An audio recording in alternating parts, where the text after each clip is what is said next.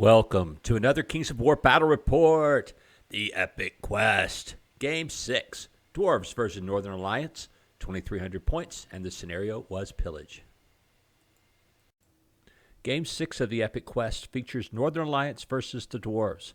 And this is my friend Craig's Northern Alliance army. It's very infantry heavy and has quite a few characters too. So let's go with, has 2 hordes of clansmen, all with the armor 5 upgrade, one with the boots of striding and one with the potion of the caterpillar. A troop of half-elves with the skirmisher boots. That's kind of neat. 2 regiments of ice naiads, one with the hammer of measured force and one with the pipes of terror. 2 regiments of ice elementals, one with the blade of slashing, one with the mace of crushing. 2 icekin bolt throwers. A lord with the aura of wild charge and the sacred horn. A thane with the onyx ring and Talinar standard. A skald with the lute. Sarakina the Ice Queen. Orloff's Raiders, it's the formation for the Northern Alliance. It has 2 regiments of clansmen, each with 2-handed weapons, one with Blessing of the Gods and one with the Chant of Hate. And last, Orloff the Barbarian to complete the formation. Okay, I'm probably the worst dwarf player in the world. I've owned a dwarf army since my Warhammer days, and this list really reflects what I own as far as models. I have a few more models, but they aren't painted.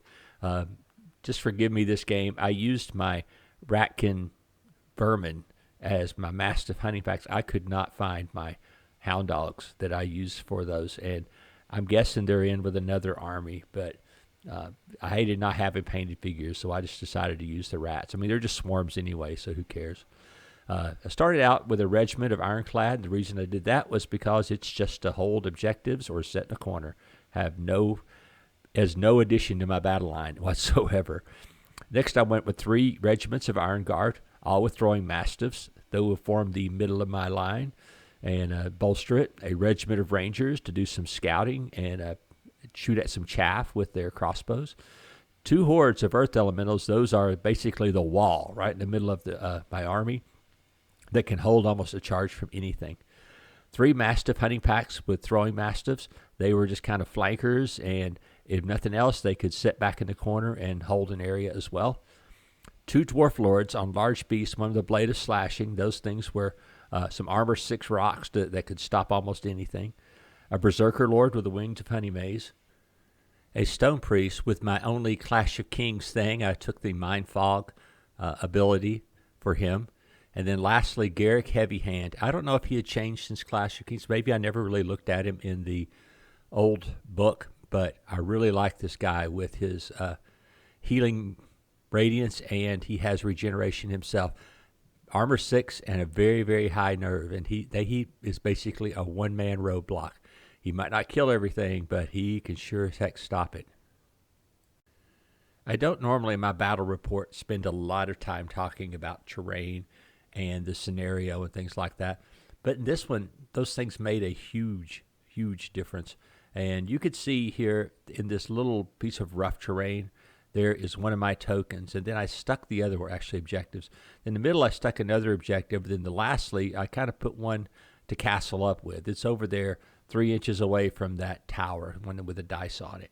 And my theory is as you move, it's better to move into those things than it is to have them behind you, because then you really can't move. Otherwise, you'll abandon those things. And Craig, he basically put them behind him. So he had one over here. You could see it sticking there. And then he had another one underneath or near the house there, near the wall. And then he had another one scattered 12 inches back from there. But they're mostly on the back line. So it really kind of helped. It kind of prevented him from moving as much as he probably should have been able to move. And, of course, there's no way in hell I was going to get across the table at 4 to 8 inches a turn to get his objective. So I really only had one choice, and that was to hold mine and hope I killed enough stuff that he can't hold all of his. I mean, really, this game should have been a draw. He could have just sat back. I could have just sat back, and we would have both been fine. But it turned into a grind fight, a really nice one, and that I hope you'll enjoy.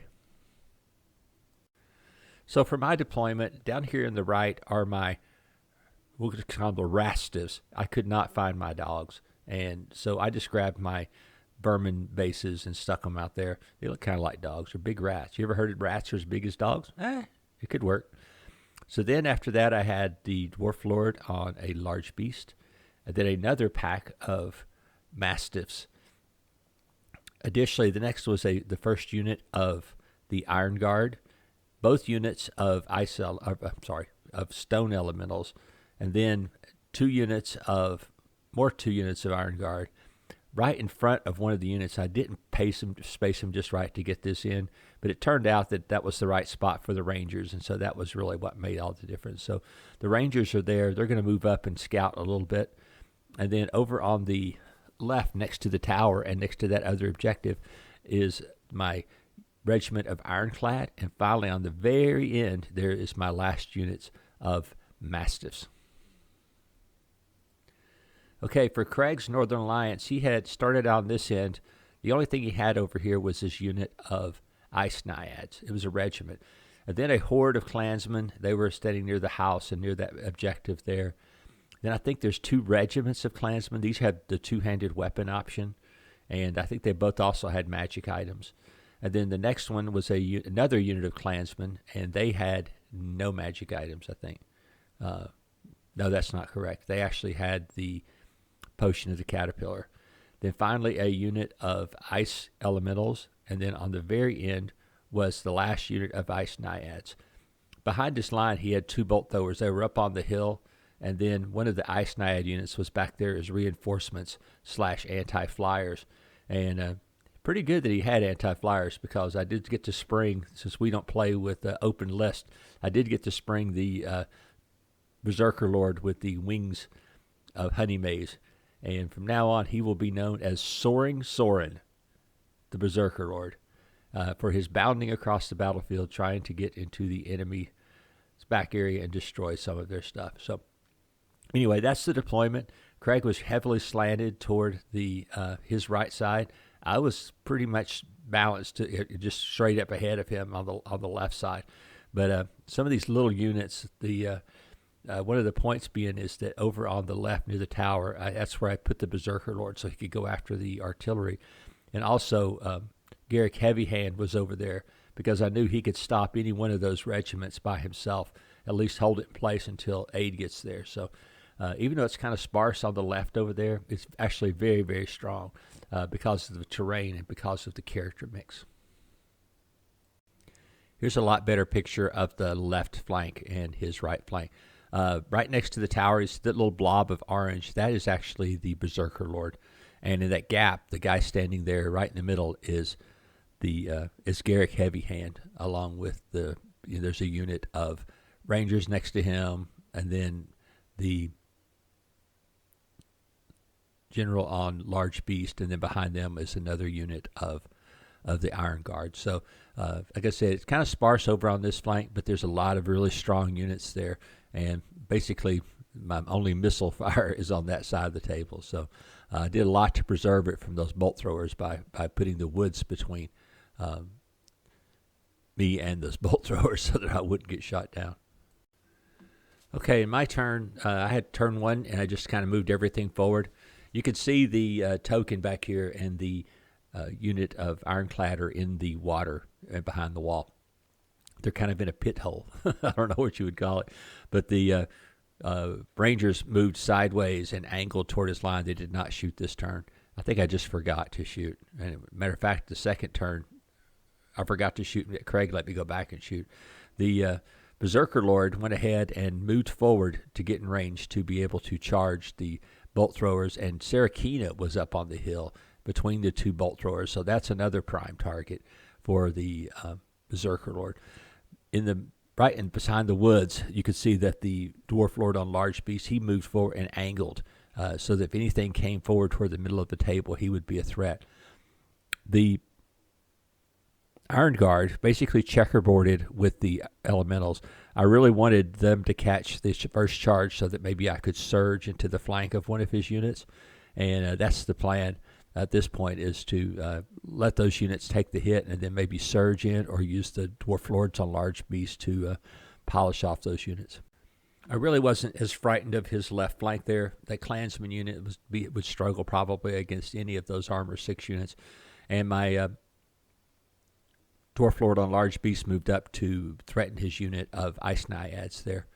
Along with that, the other unit of Iron Guard moved up and kind of angled to be able to, like you say, you could see the checkerboard thing coming because I want him to charge one of those units so that I could surge into him or just move into his flank with the 2 units of Earth Elementals there. Over on the far right, I went ahead and moved up one of my units of Mastiffs up to the edge of those woods, and that's the edge of those woods there, or difficult terrain. I don't know what it is, but I moved up there to threaten the Ice Naiads, so they couldn't just come moving forward without any kind of retribution. So I must have forgot to take a picture of Craig's turn. You can see everything had just moved forward. The Berserker Lord could see Sarakina between the units and went ahead and charged in. The thing is the turn before I don't think he missed at all with any of his bolt throwers on the individual target. And between that and the Ice Elementals shooting at him, it was intense. I mean, they did 8 wounds to the poor guy. But fortunately for me, Craig rolled low, and that allowed me to charge into Sarakina. The big thing was I only hit Sarakina 2 times out of 7 swings.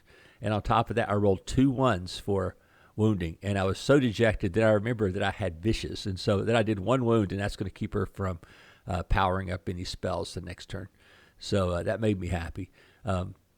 Everything else, like I said, his just moved up online to match the unit that's in the behind the wall there.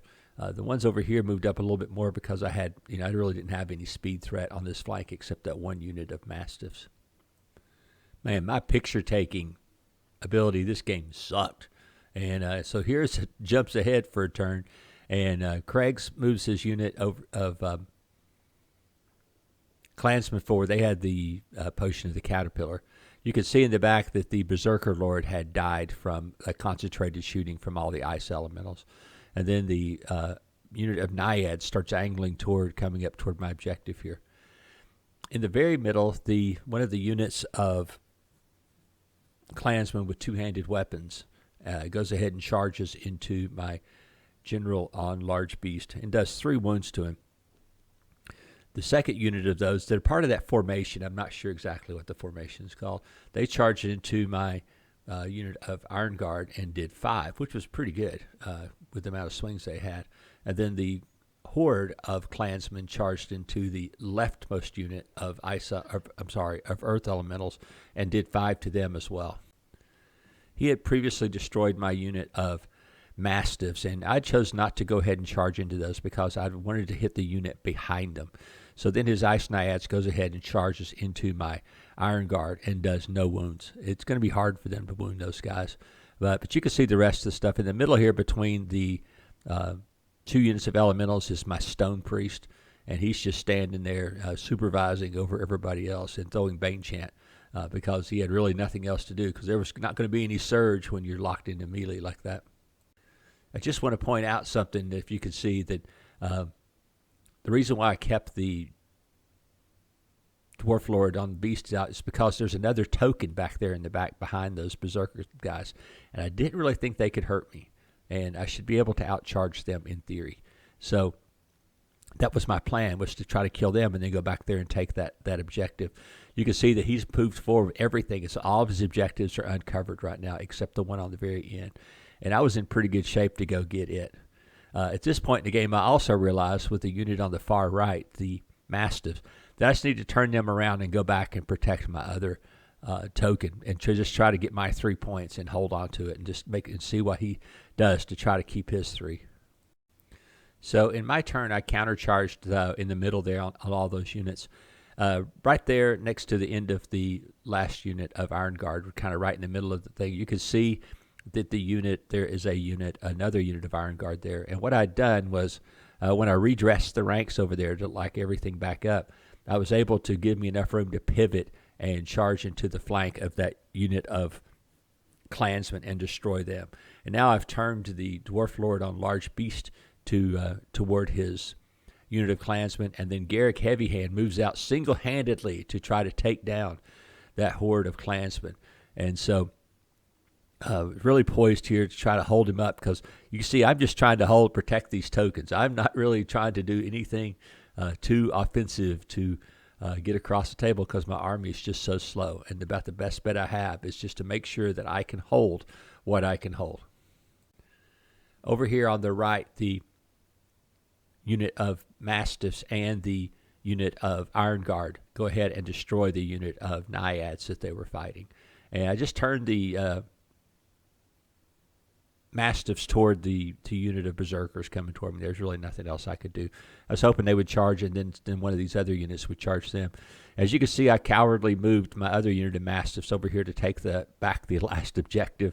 It kind of occurred to me when they were up there in harm's way and he was measuring toward them, I'm like, this is stupid. These guys have no chance against those Berserkers. And so my best bet is just to hold that position down here and try to make him walk across the table, because I did have a little speed advantage with the Lord on Large Beast. So I was just trying to exploit it as best I can. My beautiful Ranger unit just kept nailing that unit of Naiads, but all I could ever get on it was a waver. I mean, I missed it by 1, 2, or 3 times in a row. But it was nice having them there, and that had allowed me to move I'd went ahead and just took a risk that they would stay wavered and move to the Mastiffs up there in case he forgot about it, and I could flank charge and kill him, because there wasn't probably going to hurt him from the front very well.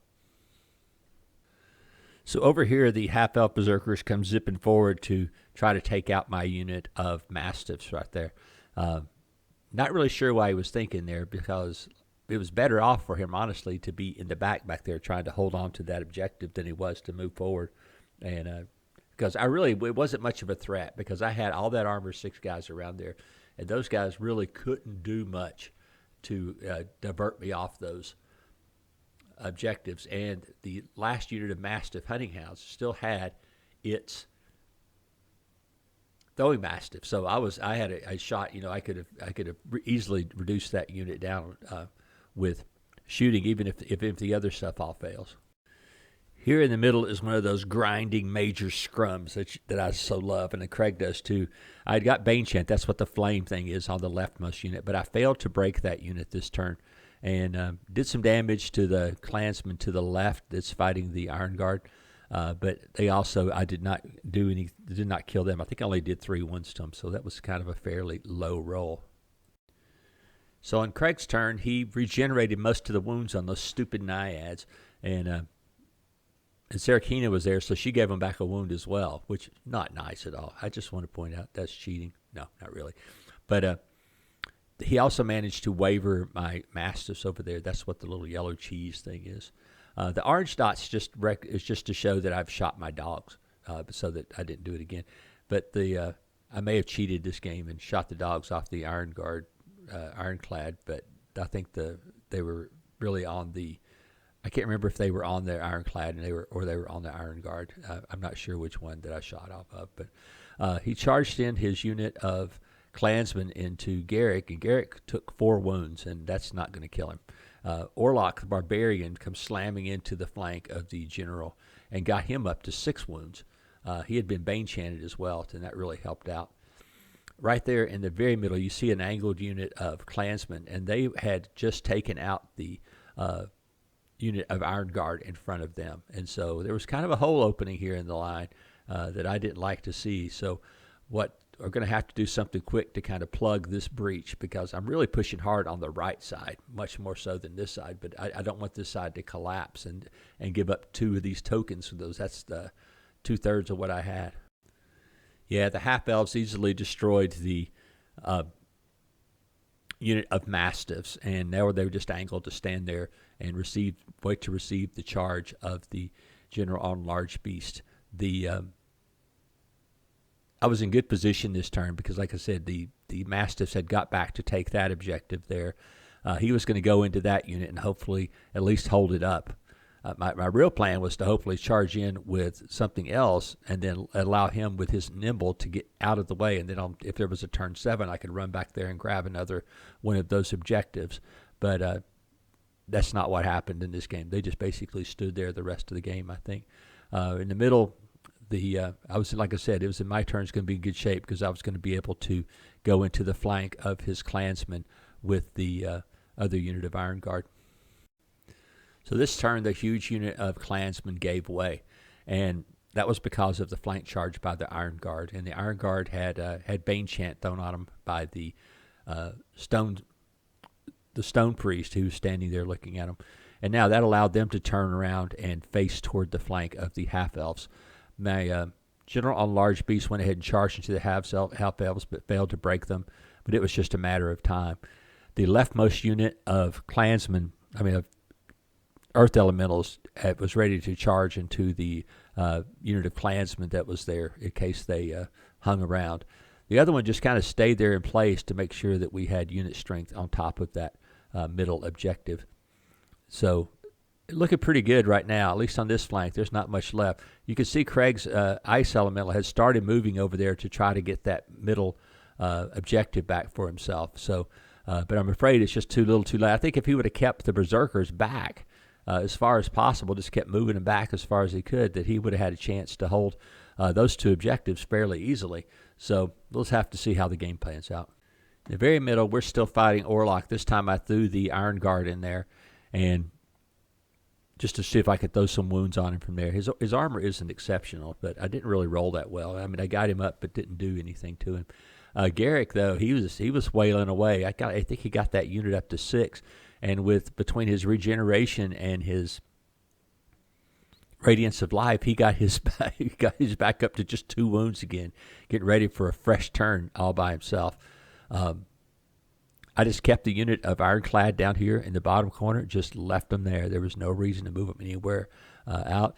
The Rangers, they'd got blasted back a couple times by Sarakina. I'm not so sure. I thought Sarakina's, we may have played it wrong. I know what it is. We played it right. It gave them frozen if they did. I thought maybe they did damage with wind blast, but it doesn't. Just a little close-up, you can see here that the clansmen are about to take aim into the flank of my unit of Iron Guard there. Those are old dwarf miner figures from GW, and I've got a bunch of those that I was using for something else, but I'm still looking for 2 models. I'm going to go ahead and plug right in the middle, shamelessly in the middle of my battle report. I still need 3 of the old-school Iron Breakers. I'm not sure what edition they were, and I still need 2 miners to finish out this army in completion. So if you got some in your bits box, yell at me, and I'll give you some money for them. If you haven't played very long, sometimes this is something you want to do, and that's just park a unit on a token and leave it there. These are dwarves. They are really hard to take out. They're also setting in cover, and they've got good leadership, and Garrick, heavy hand, is near them. It's going to be almost impossible to knock them off this objective. And that's the whole point of these little, that unit's not expensive, 100 and something points. Are you kidding? To hold objectives like that? That's perfect for it. And they're not fearless or anything, but they're really hard out to try to get rid of. So just like I said, just if you're a new player, sometimes you don't have to have all of your troops headed into the battle. Sometimes it's better just to hold terrain while you move through the rest of your troops. So in Craig's turn, they recharged into Garrick heavy hand, got him up to 6, but he easily passed his test. Down here on the right, the clansman charged into the flank of the unit of Iron Guard and did 2 wounds. That was horrid. The Orlok the Barbarian did get the the Lord on Large Beast up to 7, but he also easily passed his test. And this part of the battlefield, it's just going to be, we're almost to turn 6, and there really isn't any shifting going to happen here. So in my turn, this is actually going to be the last picture of the game. We didn't even play out the last turn because my Iron Guard were going to charge his unit of half-elves in the flank and destroy them easily. And then the unit of Earth Elementals were going to charge the unit of clansmen. Since they did so poorly, they only did a couple wounds. They're already down 3 wounds. But they were going to catch 48 swings in the rear, which would pretty much do any unit in the game in. So, 48 for 4s and anything but ones. So yeah, that was going to be it for them. So with no way to take any of the rest of these objectives, it was a dwarf victory, believe it or not. The last time I played Kings of War against Craig, it was one of the best games. I just, for 2 days afterwards, I was thinking about it. It was so close. I mean, one dice roll, there were 4 different situations where the dice would have went one way, the game would have totally changed. So it was an absolutely amazing game. This one, not so much. I don't know why. I think that the real thing was that Craig set his objectives too far back. And either had to stay back there and just play totally defensive, which would have worked because he had a missile fire advantage. It would have been a little boring way of playing, but it would have worked. I think if he could have just sat back on the baseline. But the thing is I wouldn't have moved either. I would have just moved up and held my objectives and just took the shooting he had at me and hoped for the best. So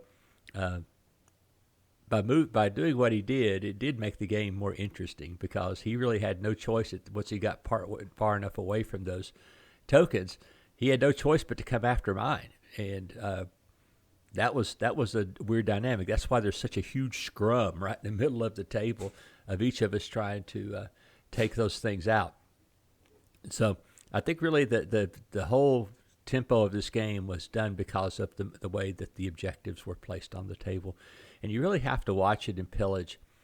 When you have somebody rolls the max and there's 4 and 3, I mean, we're all, I hate to say it, but we're kind of, inbred in this is that we always can try to camp on 2 of the objectives, and it's really hard for the other player to get to them when there's an odd number because you're instantly down. You have to attack if you're the down guy. And at that same time, you have to hold the ones you hold. So it's a very hard scenario in some ways if there's an odd number of objectives. And in this case, it turned out to be 3 to 3, so it was a lot more fun to me. As a matter of fact, I would always say if I was at a tournament, there should always be an even number, not an odd number, just for the sake of fun. The army in the epic quest, I'm going to play the army one time, so this is the last time you'll ever see it. And of course, it's just like most of my armies, I haven't finished basing it because I really can't come up with a theme that I want.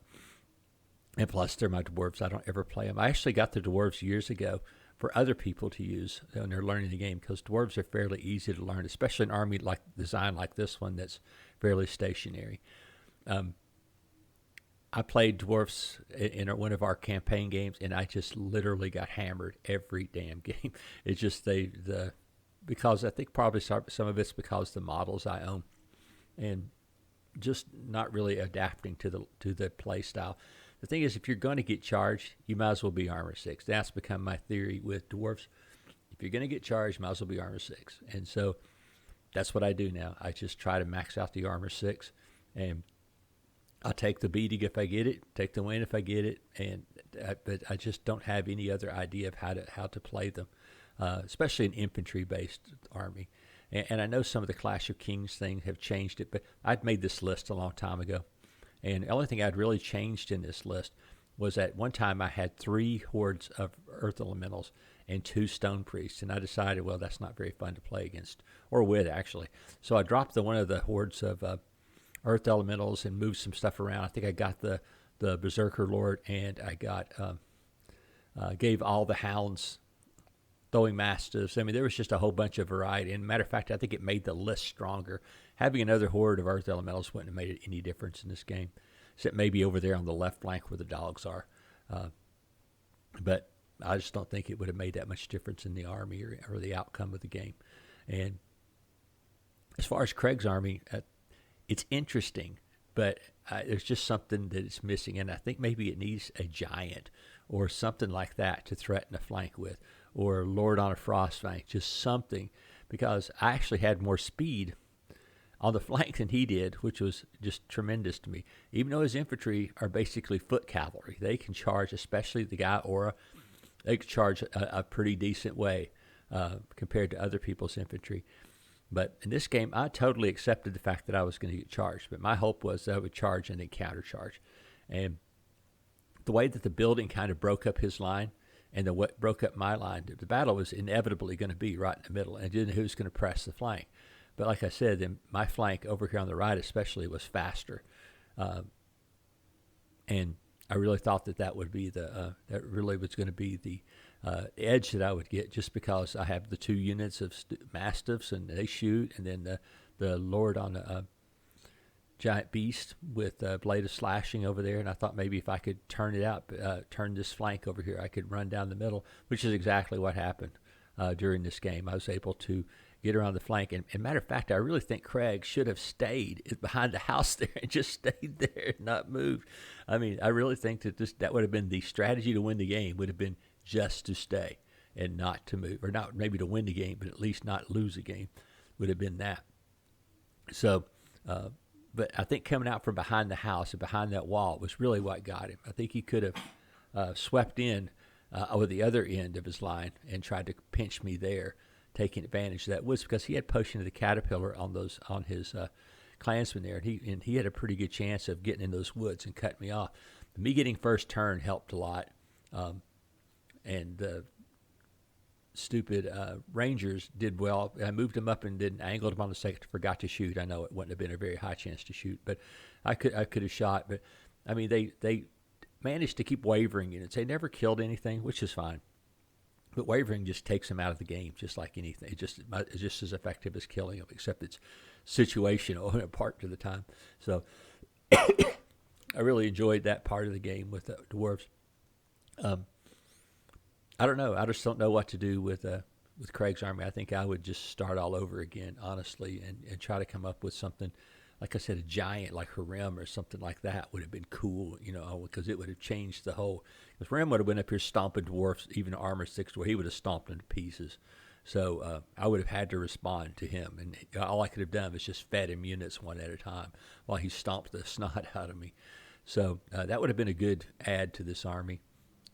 The other thing I think that kind of happened early in the game, and I didn't really spend a lot of time in the battle report, was Craig spent an inordinate amount of time and effort to kill my Berserker Lord. And I get it, because I was going to be able to take out both of his bolt throwers and take out Sarakina pretty easily over the course of the game. And I understand taking it, but he did focus a lot. He sent 5 units to kill him. And that was a good thing for me, because it kind of disjointed his line, especially over here on his right flank. So just a couple of things that's in there. It's interesting. I think maybe the next epic quest game might be with Sylvankin. So I'm on a mood now to try to get rid of the weaker armies and hold some of the other ones toward the end, because people might be getting tired of playing against me and start loading up to win some of these other games. So anyway. I hope you enjoyed the battle report. This was not as good as the last battle report as far as fun in the game, but there's always some stuff to learn as far as army composition and as far as tactics. And like I said, the bottom line of this one, we both probably should have just sat back at the edge of the world and done nothing and just shot a little bit and seen what would have happened, because I didn't have the speed to get to the other side of the table. He did have the speed to get to my side of the table. So it was really a challenging game just in that regard. But the way it played out was actually more fun than if we would both just sat back and shot. I mean, I didn't have very much shooting at all. So it would have been him doing all the shooting. But anyway, hope you enjoyed it. Thank you very much.